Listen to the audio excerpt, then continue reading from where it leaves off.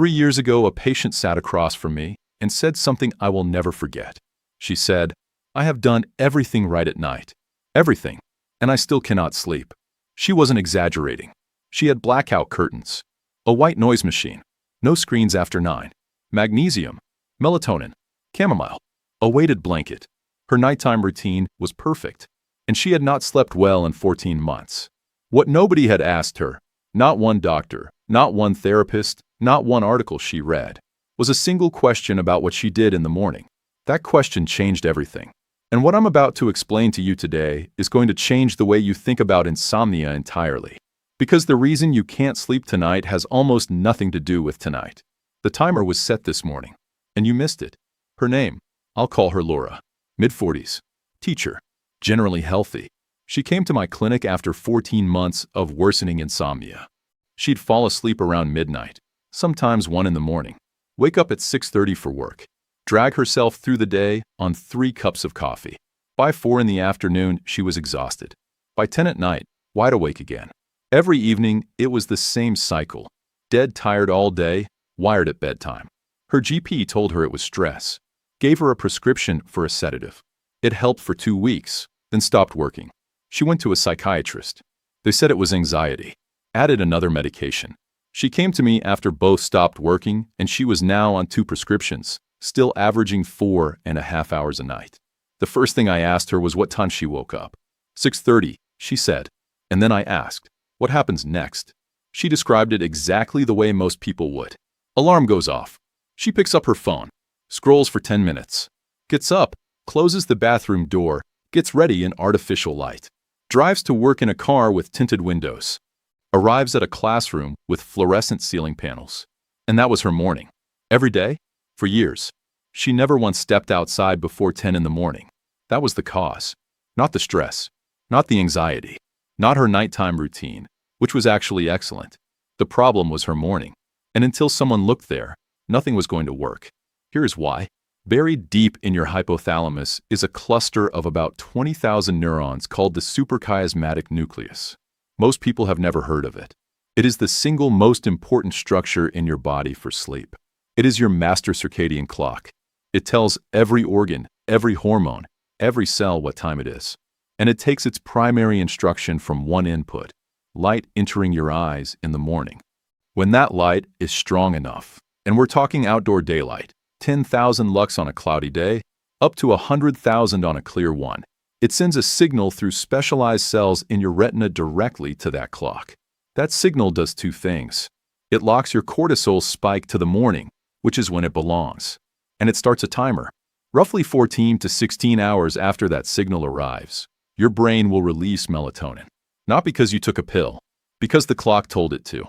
It's the conductor of an orchestra. If the conductor shows up late or gives a weak downbeat, every instrument plays out of sync for the rest of the performance.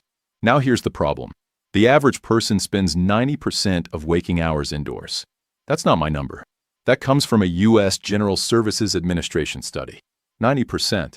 And indoor lighting, your kitchen, your office, your bathroom, runs between 100 and 500 lux. Your brain's clock needs 10,000 to lock the rhythm. That means, biologically, most people are living in the dark. Their clock never gets a strong start signal, so it drifts. A little later each day, like a watch losing 30 minutes every 24 hours. A study published in BMC Public Health tracked over 1,700 adults and found that every 30 minutes of sunlight exposure before 10 in the morning shifted sleep onset 23 minutes earlier. Not a trend, not a correlation that might mean something. 23 minutes per half hour of morning light. The relationship was direct and measurable. So what did I tell Laura?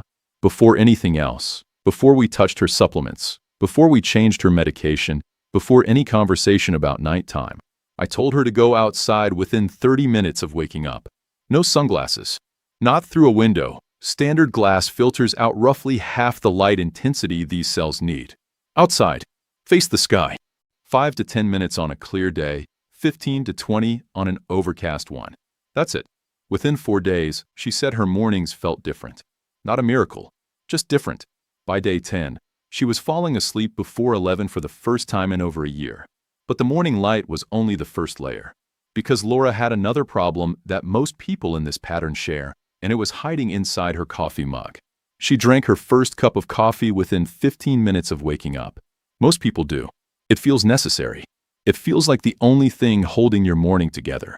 But here is what it actually does. While you sleep, your brain accumulates a chemical called adenosine. Adenosine is sleep pressure. It builds the longer you're awake, and it's what makes you feel progressively more tired as the day goes on. When you wake up in the morning, there's still residual adenosine in your system from the night. Your body clears it naturally in the first 90 minutes or so through your cortisol awakening response. That massive surge of cortisol that's supposed to happen within 30 to 45 minutes of opening your eyes. A healthy surge is 50 to 150% above baseline. It clears the fog. It clears the adenosine. It gets you moving. But if you pour caffeine into that window, two things go wrong. 1. The caffeine masks the adenosine instead of letting your body clear it. The adenosine is still there, sitting behind a chemical wall. 2. The caffeine partially suppresses the cortisol spike itself, blunting the very response that was going to wake you up naturally. A 2019 study in psychoneuroendocrinology confirmed this. Bright light exposure in the first hour after waking significantly amplified the cortisol awakening response compared to dim indoor conditions. Caffeine in that same window competes directly with that process. Caffeine in the first hour after waking is a spark plug that fires before the engine is ready. It floods the system instead of starting it. So the fix is simple but specific. Delay your first cup of coffee by 90 to 120 minutes after waking. Get your sunlight first. Let the cortisol do its job. Let the adenosine clear naturally. The first 3 days will feel brutal. By day 5, most patients in my clinic report that they feel more alert in the morning without the coffee than they used to feel with it. And their sleep onset that night comes 30 to 60 minutes earlier. Now, some of you watching this are doing both of those things reasonably well. Maybe you walk your dog in the morning, maybe you don't drink coffee until you get to the office, and you still can't sleep. Which means something else is running underneath it. And this is the one that catches people completely off guard. Your body cannot fall asleep unless your core temperature drops by about 2 to 3 degrees Fahrenheit. This isn't optional. It's a hard biological requirement. Your brain uses that temperature decline as one of its strongest shutdown signals. And if your bedroom is above 68 degrees, or if you're eating a large meal within 2 hours of bed, or if you're exercising intensely in the evening, your core temperature is elevated at exactly the moment it needs to be falling. For women in perimenopause or menopause, this mechanism becomes especially destructive. Declining estrogen directly disrupts the body's thermoregulation system, which is why night sweats and sleep fragmentation increase so dramatically during that transition. It's not psychological. It's thermal, and it responds to the same fix. Set your bedroom to 65 to 67 degrees Fahrenheit. That's 18 to 19 Celsius. If you take a hot shower, take it 90 minutes before bed, not right before. The post-shower cooling effect actually accelerates the core temperature drop. And this is counterintuitive, but wear socks to bed. Warming your extremities causes vasodilation. Blood flows to your hands and feet, pulling heat away from your core. A 2019 review of thermal interventions found this consistently reduced sleep onset latency in controlled trials. One supplement is worth mentioning here specifically because it supports this mechanism directly: magnesium glycinate. Not magnesium oxide. Oxide has an absorption rate of roughly 4 to 10%, and most of it passes straight through as a laxative. Glycinate binds to GABA receptors in the brain, calming neural activity, and glycine itself is an inhibitory amino acid that actively lowers core body temperature. 200 to 400 milligrams of elemental magnesium in glycinate form, 30 to 60 minutes before bed. $15 to $30 a month. Most patients feel a difference within 5 to 7 nights. I want to stop teaching for a moment, because there is something about this pattern that stays with me more than the biology does. I think about how long Laura went without anyone asking about her morning. 14 months, 2 physicians, multiple prescriptions, thousands of dollars. And the thing that actually fixed it was free and took 10 minutes. I think about how many people are lying awake right now, tonight, convinced that something is fundamentally wrong with them, that they are broken somehow. That sleep is something other people can do, and they simply can't. They are not broken. Their clock never got the signal it was waiting for. That's not a personal failing. That's a design requirement that no one explained. Here is what I want you to understand. You have been trying to fix your sleep by controlling the last hour of your day.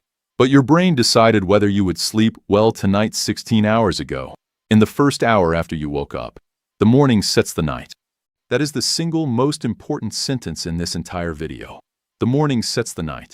Tomorrow morning, not tonight, tomorrow morning, go outside within 30 minutes of waking. No sunglasses, not through a window. Face the general direction of the sky for 10 minutes. That is the single highest leverage action you can take for your sleep, and it costs nothing. Give it 7 consecutive days before you judge it. Your clock has been drifting. It needs a week of consistent signals to lock back in. Someone you know is exhausted right now.